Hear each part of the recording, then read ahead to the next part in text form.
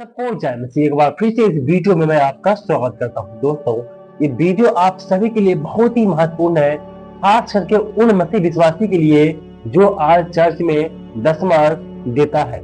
आज मैं आपको इस वीडियो के माध्यम से बताऊंगा कि दशमांश क्या है। और बहुत सारे लोग कहते हैं कि हमें चर्च में दशमांश नहीं देना चाहिए, परंतु उसी पैसे को गरीबों में दान कर देना चाहिए या जरूरतमंदों को दे देना चाहिए, लेकिन चर्च में नहीं देना चाहिए। और बहुत लोगों को ऐसा आरोप होता है कि हम जब दशमांश को चर्च में जमा करते हैं तो पास्टर उस पैसे को खा जाता है, जो चर्च के संभालने वाला होता है उस पैसे को खा जाता है। बहुत तरह के आरोप भी आजकल हम देखते हैं कि लगाया जाता है। इसलिए बहुत से लोग को मानना होता है कि हम चर्च में दशमांश नहीं देंगे और उन्हीं पैसे को गरीबों में दे देंगे, जरूरतमंदों को दान कर देंगे। इस प्रकार की बातों को लोग आजकल बोल रहा है। और इसी बात को लेकर के आज मैं आपके सामने में इस वीडियो के मदद से बताना चाहता हूं।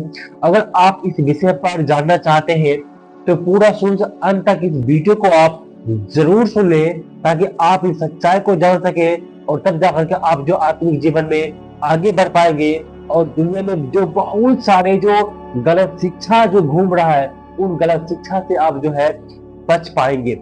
चलिए बिना किसी देरी के इस वीडियो को हम शुरू करते हैं। दोस्तों, आगे बढ़ने से पहले मैं आपसे कहना चाहता हूँ, अगर जो आप हमारे चैनल पर पहली बार आए तो हमारे चैनल को सब्सक्राइब कर लीजिए और वीडियो को लाइक करके इसे दो दोस्तों को शेयर जरूर कर दें। दोस्तों, हम सबसे पहले जानना चाहते हैं कि दशमांश है क्या।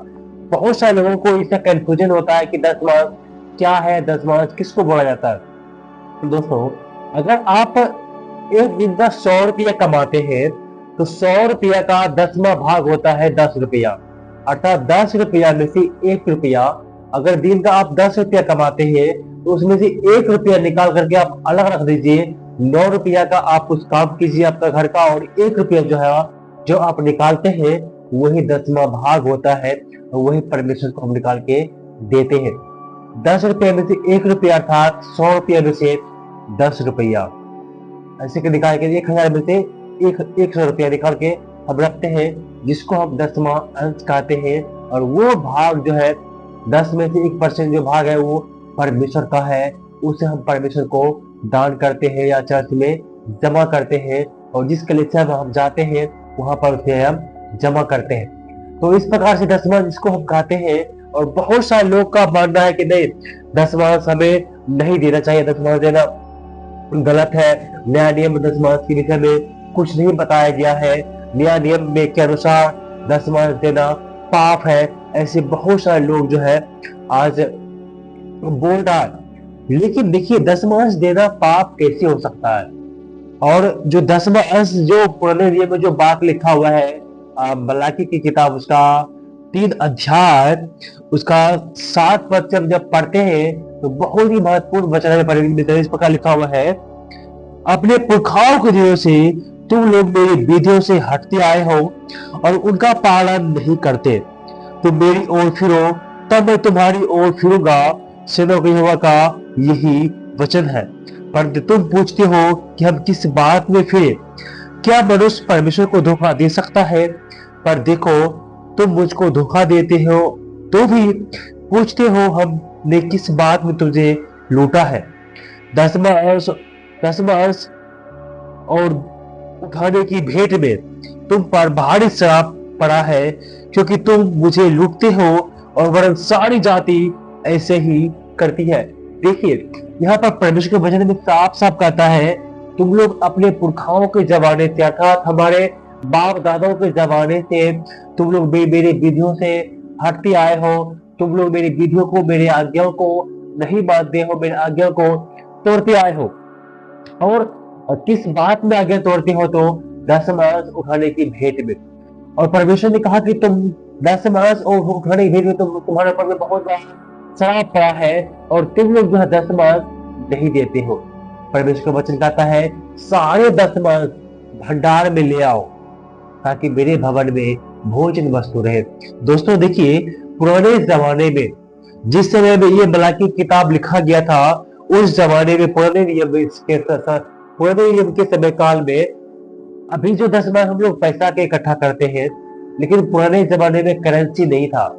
सामान का अदला बदल करता था। अगर जो कुछ खेत में कुछ सामान उगा है, तो कभी गेहूं या चावल, जो उस समय के अनुसार जो भी फसल उगते थे, तो उसी फसल के अनुसार 10वां भाग जो है वो मंदिर में ला करके लोग देते थे।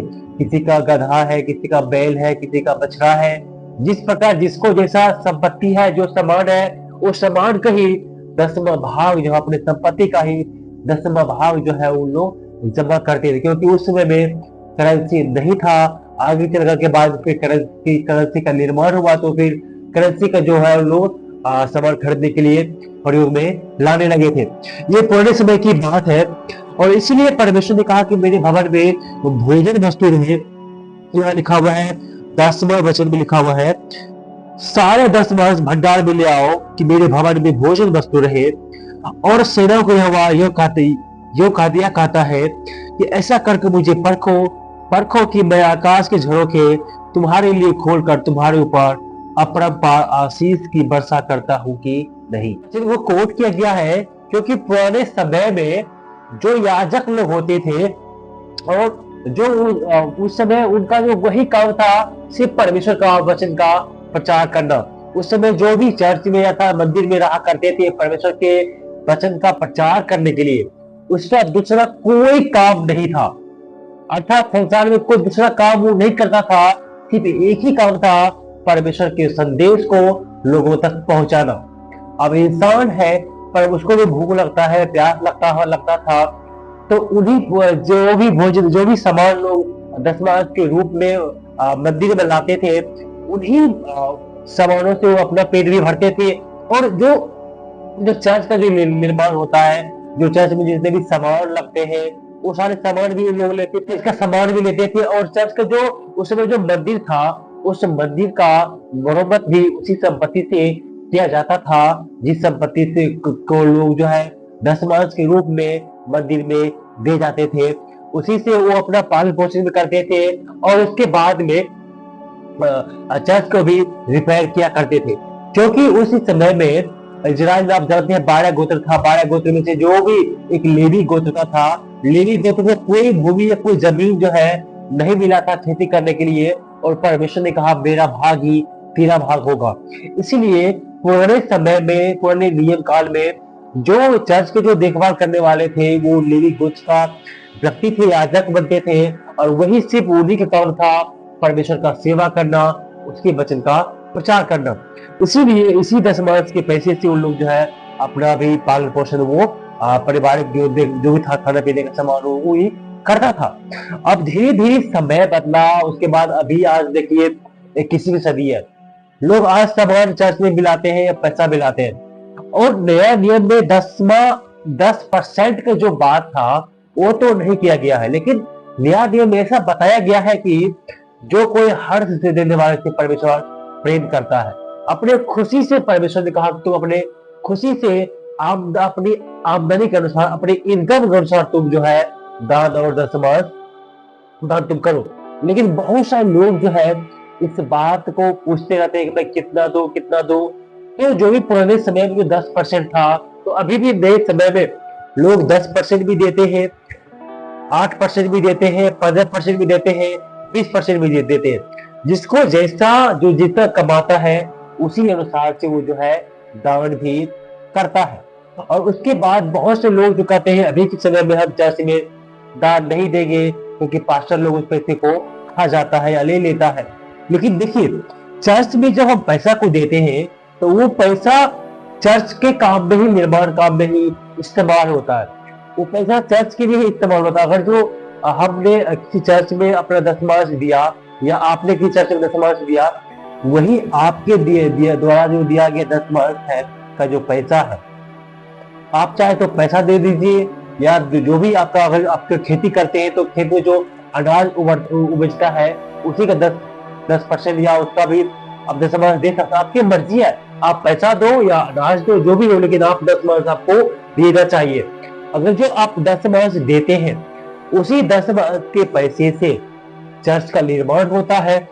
उसके बाद चर्च की जरूरत भी पूरा होता है। देखिए आजकल के चर्च में बहुत कुछ होता है, बाजा होता है, बिल्डिंग होती है, बेंच होते हैं, कुर्सी होती है, बहुत टेबल होते हैं, कुर्सी होते हैं, बहुत चीज का जरूरत पड़ता है चर्च में। जब आप चर्च में 10 मार्च जमा करते हैं, उसी पैसे से चर्च का निर्माण भी किया जाता है। उसी पैसे से जो भी चर्च का जो जरूरी सामान है वो भी लिया जाता है।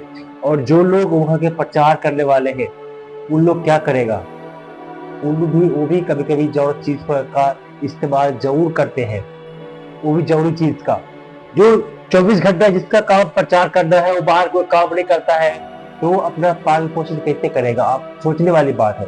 लेकिन आज के समय में जो हमारी कलीसिया है, वो जो दशमांश हम लोग जो जमा करते हैं, वो पर्सनल यूज के लिए हम लोग नहीं करते हैं, वो चर्च के यूज के लिए करते हैं। चर्च में बहुत बड़ा फंक्शन होता है, कभी कुछ गुड फ्राइडे आ गया, क्रिसमस आ गया, या चर्च को बनना है, या कलीसिया में कुछ जरूरत सामान खरीदना है, वो सारी चीजों में पैसा का इस्तेमाल किया जाता है। और बहुत जगह, अलग अलग जगह में प्रभु यीशु मसीह का प्रचार करने के लिए हम लोग कैंपेन लगाते हैं। उस कैंपेन में जो पैसा खर्चा होता है, वो भी कलीसिया का पैसा ही खर्चा होता है।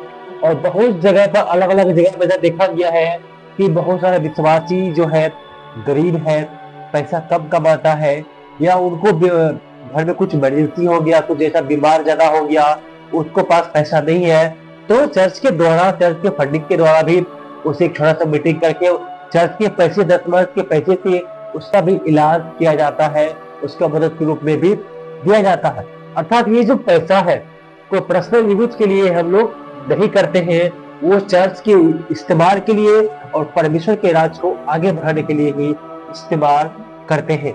इसीलिए आपको चर्च में ही 10 मार्च को जमा करना चाहिए। आप जिस भी कलीसिया में आप जाते हैं, जो कलीसिया में आप हर इतवार को जाते हैं परमेश्वर का वचन सुनने के लिए, उस कलीसिया में आपको 10 मार्च जमा करना अनिवार्य है।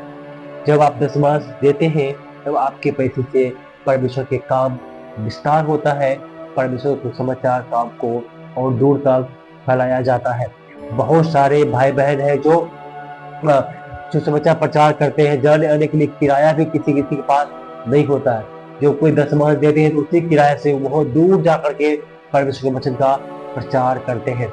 अर्थात जो भी आप 10 मार्च देते हैं, उस पैसे को पर्सनल इस्तेमाल ना करके प्रचार कार्य में ही उस पैसे का इस्तेमाल किया जाता है। इन बातों को आप ध्यान दें और सिर्फ इतना सोचे कि आप परमेश्वर के सुसमाचार कार्य में अपना योगदान कितना देते हैं।